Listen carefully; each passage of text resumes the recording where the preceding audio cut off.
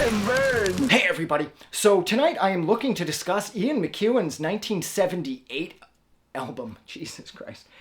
Ian McEwan's 1978 novel, The Cement Garden. Oh my god. Okay, so this is one of those books. I didn't see this coming at all. This has like low-key Suttree vibes. I mean, Suttree by way of the novel by Cormac McCarthy about Cornelius Suttree and his travels up and down the Mississippi River. I got lost and like completely lost in that book, and I didn't want that book to end. And that doesn't happen very often.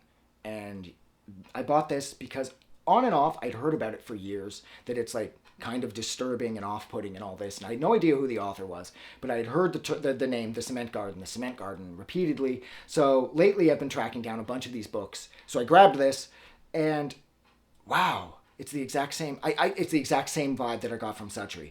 Like, I didn't want this book to end. I felt like I was in a dream, and I promised myself that I would only read like 15, 20 pages at a time. And oh man, I read a third.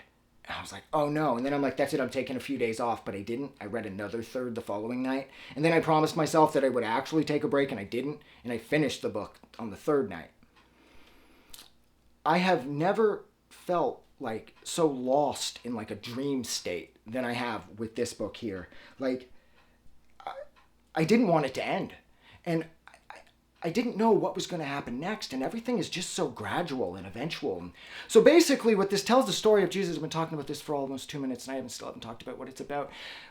Wow, my brain is all over the place. But yeah, it tells the story of, 6 people, 2 parents, and their 4 children.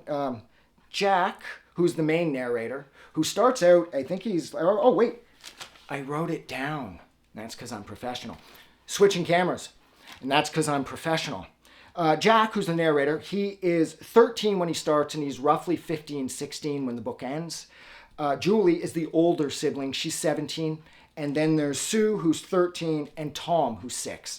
And the book starts with their father dying and the mother taking over, of course. And I always got the vibe that the father wasn't exactly the most fun person in the world, because it seemed like he had a short fuse, and like he would constantly be flipping it. Like there was apparently at one point one of them had a birthday party, and the kids at the birthday party got so loud that he flipped out at the party, and that was it for birthday parties. Now there aren't any suggestions of any kind of physical abuse or even emotional abuse, but it just sounds like their dad wasn't exactly the socially speaking, the best person. He was a little on the abrasive side. So he passes away, but not before purchasing a ton of cement that he had planned to enhance his back garden with.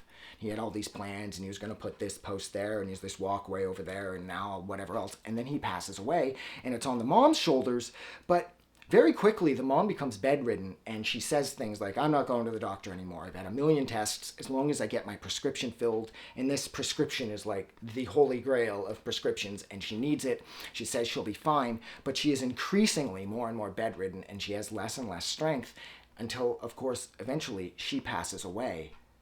And the kids, well, Jack and Julie, and I believe Sue, make the decision to use the cement to bury her in the basement so that nobody finds out, because if the authorities find out, they're most likely going to relocate all the kids to different foster homes because there aren't any other living relatives. You know what just occurred to me? In a way, this book is just like the movie Don't Tell Mom the Babysitter's Dead, except it's more like don't tell the authorities that both her parents are dead.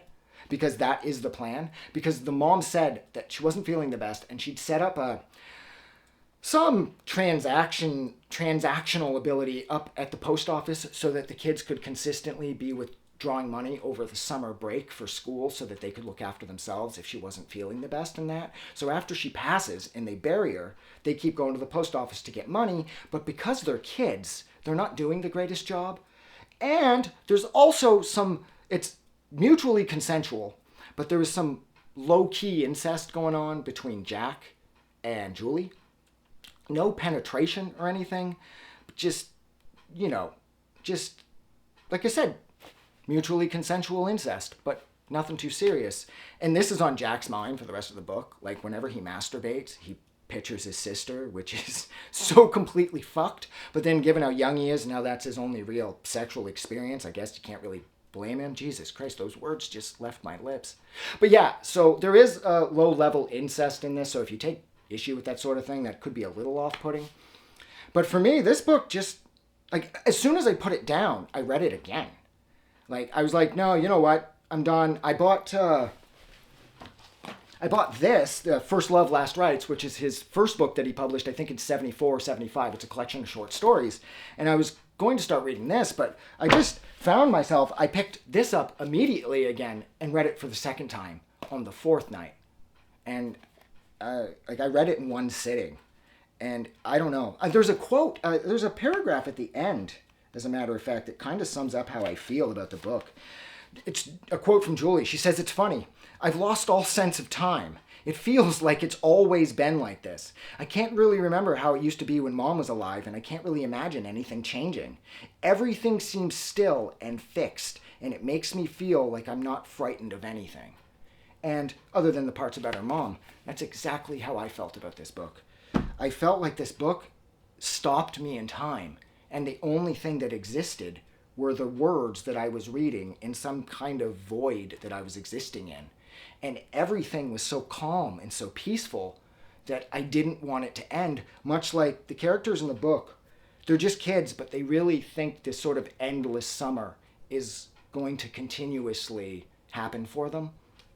Along the way, Julie starts dating a dude in his early 20s, a 23-year-old by the name of Derek. And they, unfortunately, aren't the most tactful when it comes to keeping the fact that both their parents are dead from him. Julie, as well as Sue, I believe, have sort of let him in on the secret that Mom's in the basement. Well, the whole time Jack has been telling him that there's a weird smell coming from the basement because, of course, they're kids and they didn't cement it in quite well enough. He keeps saying, "Oh, it's our dog. The dog died." But this whole time, Derek knows that it's their dead mom and that the father's dead, so that these kids have absolutely no parental oversight whatsoever. That's a problem. And they just kind of go through this, and it takes place through the course of like a low-key heat wave. And that would be my only complaint, was had I known that this book took place during like the hot, hazy days and nights of summer, I would have waited a couple months until summer kicked in, and I would have been totally lost in this book. I was lost to begin with. My God, had I been able to read this for the first time in the summer heat, I don't think I would have come back. That would have been it for me. I would have gotten sucked into the pages and I would have ceased to exist. Actually, that's what happens to one of the characters in one of the stories in here. He's having sex with her and he folds her up in a certain way and she just disappears.